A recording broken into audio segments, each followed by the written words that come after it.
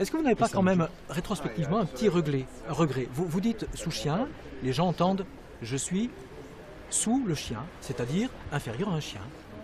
Je ne peux pas avoir de regret puisque mon intention était de stigmatiser le terme souche qui existe dans l'expression française de souche et qui a pour effet de discriminer ceux qui ne sont pas considérés comme étant des Français de souche, c'est-à-dire les populations qui vivent dans les quartiers populaires et qui sont majoritairement issues de l'histoire coloniale.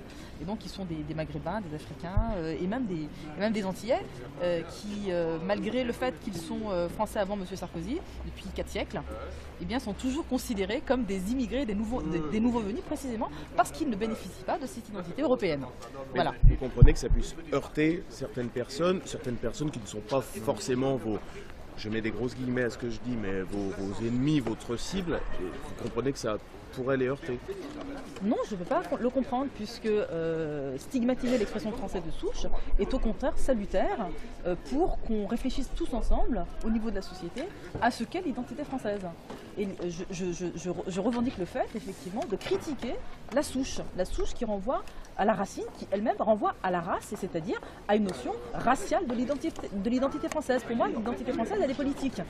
Et donc, si moi, issue d'immigration postcoloniale, je veux devenir une citoyenne française à part entière, c'est-à-dire ne plus être une indigène de la République, eh bien, il faut qu'on en finisse avec cette notion de français de souche. Alors maintenant, si certains entendent un tiret sous chien, eh bien, c'est de leur responsabilité. Et c'est à eux de prouver qu'effectivement, j'ai eu cette intention. Or, nulle part dans nos écrits, nulle part dans ce qu'on dit, nulle part dans l'élaboration politique qui est la nôtre, on exprime une quelconque insulte vis-à-vis de qui que ce soit. On élabore des catégories politiques d'indigènes de la République, par exemple, qui n'est pas, on ne se valorise pas quand on dit qu'on est des indigènes de la République. On parle d'un statut qui est le nôtre à l'intérieur de la société française et qui est exprimé, qui s'exprime tous les jours par les discriminations raciales. Et après, vous savez communiquer, donc vous pensiez bien qu'il y aurait eu des réactions, qu'il allait y avoir des réactions, notamment de la part de l'extrême droite. Non, je ne peux pas avoir eu j'assiste, je ne peux pas avoir eu ce calcul dans la mesure où je stigmatisais la souche et que je n'ai pas mis de tiret. Ça vient après, c'est une campagne qui est lancée après par M. Finkielkraut, par Marianne, par M. Hortefeux et ensuite par l'extrême droite. Mais ça, c'est eux qui nous veulent du mal, c'est eux qui veulent dépolitiser notre propos et qui veulent faire de nous simplement des excités. Voilà. Alors, Jean-François Copé disait l'autre jour qu'il y avait un racisme anti-blanc. Certains pourraient entendre effectivement l'expression sous chien comme la manifestation de ce racisme. Je vous réponds la même chose, c'est leur problème. S'ils entendent dans mon propos l'expression d'un racisme anti-blanc, ils ont un problème avec leur oreille. S'ils entendent des tirets, c'est leur problème. Maintenant, évidemment, vous avez raison de parler de M. Copé, qui lui, justement, parce que là, on aurait tort de penser que c'est un simple problème avec l'extrême droite, ou avec les identitaires, c'est-à-dire à la droite de l'extrême droite. Non, il s'agit d'un problème de société, et aujourd'hui, on voit bien comment M. Copé utilise cette notion pour mettre de l'eau sur le feu, de l'huile sur le feu, pardon, et donc il promeut cette notion de racisme anti-blanc pour inverser les rôles et donc mettre le voile sur les réelles discriminations qui sont vécues dans les quartiers populaires par les populations non blanches. Voilà. Est-ce que ça veut dire que quand on est d'origine maghrébine, on ne peut pas être raciste ? On peut éprouver de la rancœur, on peut éprouver de l'amertume parce qu'on vit depuis 2 ou 3, 4 générations, on vit les discriminations raciales et donc cette idée profondément ancrée qu'on n'est pas légitime en France, effectivement ça crée de la rancœur. Ça peut créer de l'amertume envers la population dominante, ça c'est une chose, mais ça ne peut en aucun cas être assimilé à du racisme, car seuls ceux qui ont le pouvoir d'être racistes le sont, c'est-à-dire ceux qui sont en haut de l'échelle raciale, telle qu'elle est instituée. On est bien d'accord qu'il n'y a pas de race, que la race n'existe pas, mais que la race comme fait de société est opératoire. Est-ce que vous pouvez expliquer, comme tout à l'heure, ce qu'est justement ce dont le racisme anti-blanc, que c'est la conséquence de ce que... Alors, la rancœur ou la haine qui peut exister dans les populations issues de migration contre la population dominante est le résultat du racisme structurel. Et on ne peut en aucun cas mettre sur le même plan racisme des dominants et réaction des dominés. Celui qui vit une violence réagit. Elle peut avoir la forme, je dis bien la forme de racisme, dans la mesure où on peut, moi je peux dire sale blanc. D'accord.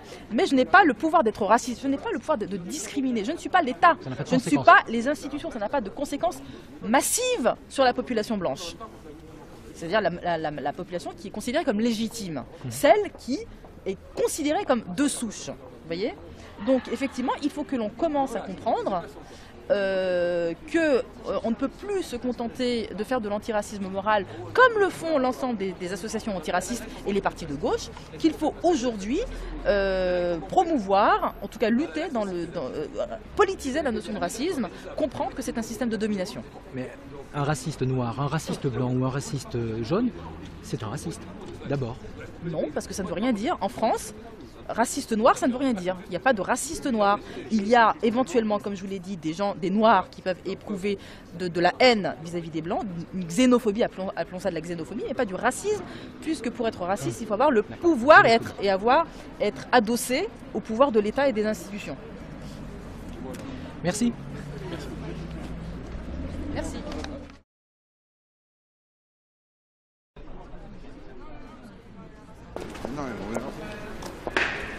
Moi, je suis avocat. Je vous explique que pour la cour d'appel, elle est fermée encore.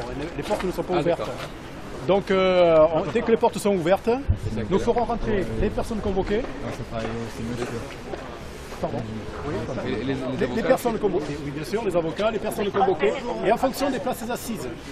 Hein, voilà, c'est tout simplement. Il y a 8 autres audiences, dont un accident du travail est mortel. Ok, d'accord. Voilà, c'est pour ça. On passe en premier normalement ou... Normalement en premier, oui. D'accord. Voilà. Donc on fera rentrer d'abord Madame Intelligent, quand elle sera prête. Et ensuite, en fonction des capacités de la salle d'audience, on fera rentrer quelques-uns, quoi. Voilà, il n'y a pas de souci. Il y a combien de places à peu près? Dans la salle d'audience, il y a une quarantaine de places maximum. Oh, ça va. Ça va, il y a quasiment tout le monde pouvait entrer alors.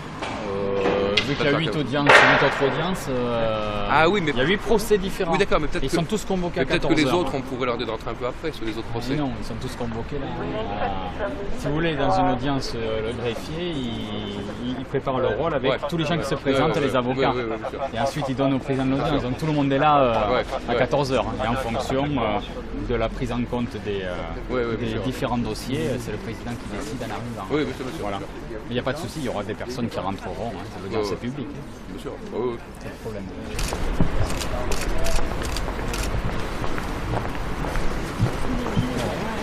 Voilà.